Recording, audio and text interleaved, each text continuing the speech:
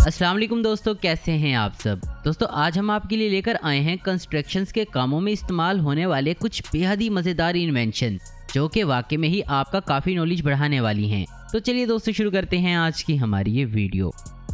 Number 1, drivable grass. यहाँ ये कारीगर घर के आंगन में घास वाला फर्श बनाने में लगे हुए हैं, जिसके लिए सबसे पहले फर्श को ठोस बनाकर इसका लेवल कर लिया जाता है। इसके बाद इस कंपनी की मदद से तैयार किए गए सांचों को एक के बाद एक बिछा दिया जाता है और फिर इसके ऊपर रेत को डाला जाता है और फिर बारी आती है इसके ऊपर घास को बिछाने की, जिसे इन सांचों के मुताबिक ही एक लेयर की शक्ल में तैयार किया गया होता है। दोस्तों ये घास असली नहीं बल्कि नकली होती है, जिसे कारीगर सांचों में ग्लू को लगाकर इस घास को इसमें चिपकाते जाते हैं और आखिर में इस पर रेत डालकर इसको तैयार कर लिया जाता है, जिससे कि ये बिल्कुल नेचुरल लगता है।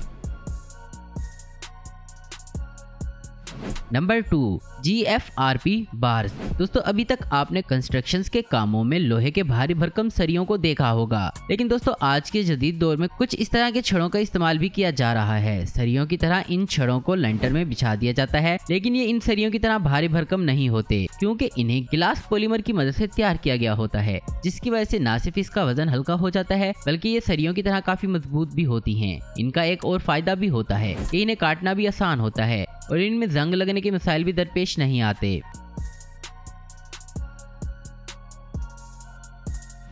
Number 3, ground guards. दोस्तों जब कंस्ट्रक्शन का काम किसी ऐसी जगह करना हो जहां पहले से ही तैयार इमारत हो, तो वहां पर जमीन यानी फर्श को किसी तरह महफूज रखा जा सके, तो उसके लिए कुछ इस तरह के टूल का इस्तेमाल किया जाता है। ये टूल दिखने में सादा होता है, जो कि प्लास्टिक और रबर से बने बड़ी बड़ी चकोर प्लेट होती हैं। इन्हें इस जगह बिछाया जाता है जहाँ कंस्ट्रक्शन के दौरान बड़े बड़े ट्रक को वहाँ पहुँचना होता है, जिसके बाद जब इसके ऊपर से जब कोई भारी वजनी गाड़ी गुजरती है तो वो जगह बिल्कुल सेफ रहती है।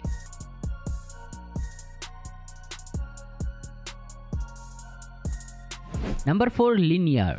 दोस्तों घर के चारों तरफ बाड़ लगाने का ये तरीका सीमेंट और ईंटों की निस्बत काफी लोगों को पसंद आ रहा है। यहाँ इस घर की चारों ओर इस दीवार की शक्ल में इन ढांचों को लगाया जाता है, जिन्हें लगाने के लिए सबसे पहले लोहे के खंभों को जमीन में छोटा गड्ढा खोदकर इसमें खड़ा कर दिया जाता है। इसके बाद इन चौड़े ढांचों को इनके अंदर फिक्स कर दिया जाता है और देखते ही देखते वहाँ एक दीवार बन जाती है।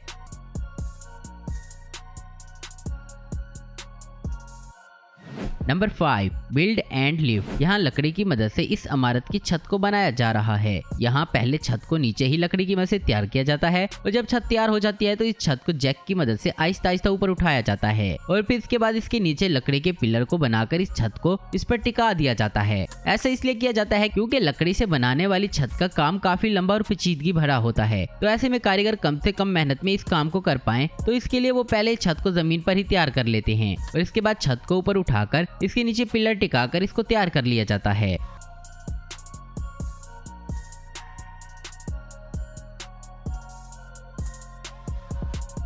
Number 6, vertical wicks drains installation. दोस्तों इस चीज को आम इंसान का पहली बार देखकर समझ पाना थोड़ा मुश्किल जरूर हो सकता है कि आखिर ये वर्कर जमीन में इस तरह सुराख क्यों कर रहे हैं। दोस्तों दरअसल यहाँ पर एक बड़ी बिल्डिंग बनती है, तो ऐसे में इस बिल्डिंग की बुनियाद को काफी ज्यादा मजबूत बनाया जा सके, तो इसके लिए इस मशीन का सहारा लिया जा रहा है। कई इलाकों में जमीन ठोस नहीं बल्कि भुरभुरी होती है, तो वहाँ जमीन के धंसने का खतरा बना रहता है, तो इस जमीन को ठोस बनाने के लिए जमीन में काफी गहराई तक सुराख करके इन पाइप्स को डाला जाता है, जिसकी वजह से जमीन के अंदर पानी और नमी बाहर आ जाती है, जिसकी वजह से नीचे की जमीन पूरी तरह से सूख जाती है। जिसके बाद ये जमीन भी किसी ठोस जमीन की तरह बन जाती है और फिर वहाँ बिल्डिंग को बनाने के काम को शुरू कर लिया जाता है।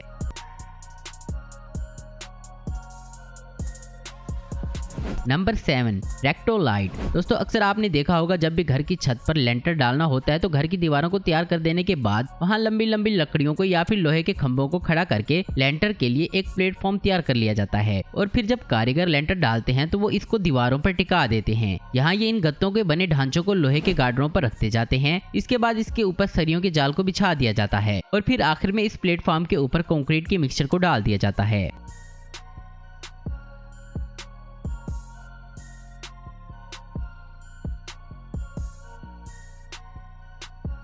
नंबर 8 लेमी। दोस्तों ये टूल घर तैयार करने से पहले इनके एरियो को तैयार करने में काफी मदद करता है। सरिये की बनावट के साथ आने वाला ये टूल घर के साइज के मुताबिक बिछाया जा सकता है। इसके दोनों सिरों पर प्लास्टिक की एक लेयर होती है जिसे मोड़कर ऊपर की तरफ करना होता है और एक के आगे एक इन टूल को आपस में जोड़ना होता है। इसके बाद जब इसके अंदर कंक्रीट के मिक्सचर को डाला जाता है तो ये मिक्सचर इन प्लास्टिक की लेयर की वजह से अगल बगल नहीं जाता और बीच में लगे सरियों की वजह से इसे मजबूती भी मिल जाती है।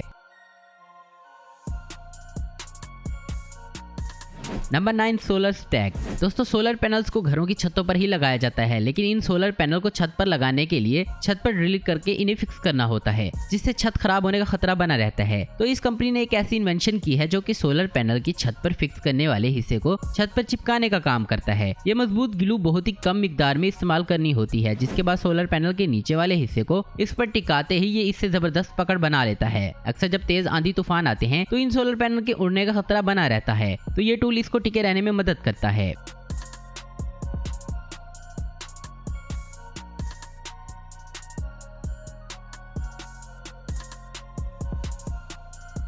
Number 10 Canada dock. जो लोग झील के आसपास रहते हैं वो लोग कुछ इस तरह के ढांचे का इस्तेमाल पानी पर डेक करने के लिए करते हैं। यहाँ ये लोग इस डेक को तैयार करने के लिए इस ढांचे को आपस में फिक्स करते हैं। इसके बाद ये ढांचा पानी में डूबे नहीं, इसके लिए इसके नीचे प्लास्टिक के खोखले ढांचों को फिक्स कर दिया जाता है और फिर एक बार इस पूरे ढांचे को बना लेने के बाद ये लोग इसे पानी में धकेल देते हैं और फिर पहले से ही पानी में रखे एक डेक के साथ इसको जोड़ लिया जाता है। तो दोस्तों आज की वीडियो में बस इतना ही। उम्मीद करता हूँ दोस्तों आपको वीडियो पसंद आई होगी। ऐसी इन्फॉर्मेटिव और इंटरेस्टिंग देखते रहने के लिए हमारे चैनल को जरूर सब्सक्राइब करें। अगर आपको हमारी वीडियो पसंद है तो लाइक कमेंट शेयर करना मत भूलें। Thanks for watching.